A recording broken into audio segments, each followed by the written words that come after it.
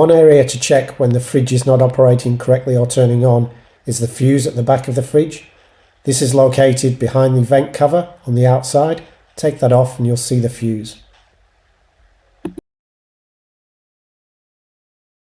Another item to check while this cover is off is the thermal reset switch.